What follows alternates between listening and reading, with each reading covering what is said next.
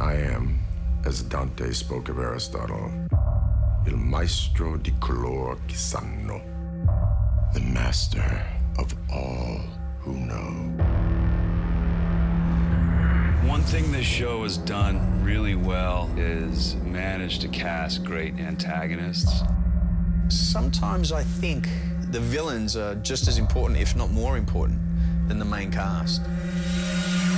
Alfred Woodard, Brina O'Byrne. There will be no safe harbor. Hiro Sonata, Elizabeth Wrong. And now we have Peter Weller sitting in that role. There's a U.S. Navy ship out there somewhere I don't know, but you will find it and you will sink it to the bottom of the Great Sea.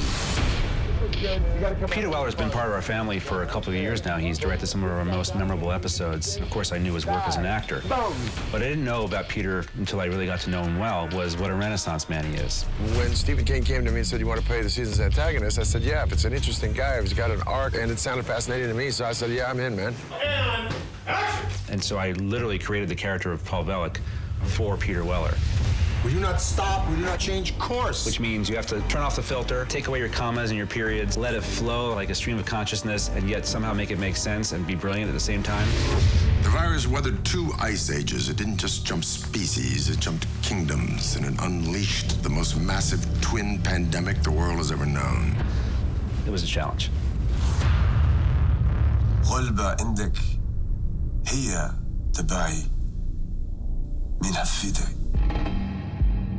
Omar is our first villain that we meet. He's the one that initiates the theft of the primordial seeds that we need to create the cure for the red rust. His mission is to get paid for the seeds in exchange for a large sum of money.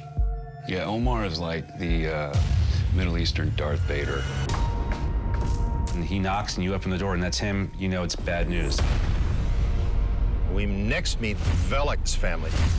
Giorgio, he's a bit of a hothead. Boss, please. Trying to live up to Daddy's expectations. Giorgio is the son that Paul VELLEK never wanted. Rarely are sons similar to their fathers. Most are worse. Giorgio is impulsive, childlike, he's ambitious. He just wants to impress his father. I don't want anyone getting off this island with my goddamn seats! He's drawn to revenge. He loves the power that being Paul VELLEK's son gives him. And he runs a little empire. And gets into all kinds of crap and completely, one by one, screws up my mission. I spoiled you. I gave you everything. He's just epically flawed, and he's always screwing things up, and my dad is not very nice to him. You compound your innate ignorance with weakness. Which builds this weird, like, triangle between the 3 of us. Lucia VELLEK is the smart one in the family. She's clever, she's cunning, but unlike Giorgio, she has a mind of her own and she thinks strategically. Be careful. Gentlemen don't last long around here. She's cold and calculating, but has female charm, shall we say? Aren't you coming in?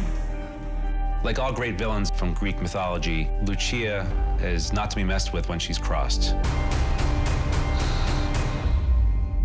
And when Chandler betrays her after they sleep together. Who are you? Tom Chandler, nice to meet you. Bastard! She is a woman scorned, and she is out for revenge. It's personal for her. Leave Chandler to me. You want a war, you will get a war, but you will not get the seeds. Fire. Sam, inbound to helo. These are the true villains that we enjoy, recreating man in their own twisted way. So it's up to Chandler and his crew to save the world again. One plant at a time. Cut the fuel line, protect the ship. Yes, sir! Lead him directly to me! We're gonna save the world again, damn it. The Last Ship, all news Sundays at 9 on TNT and the TNT app.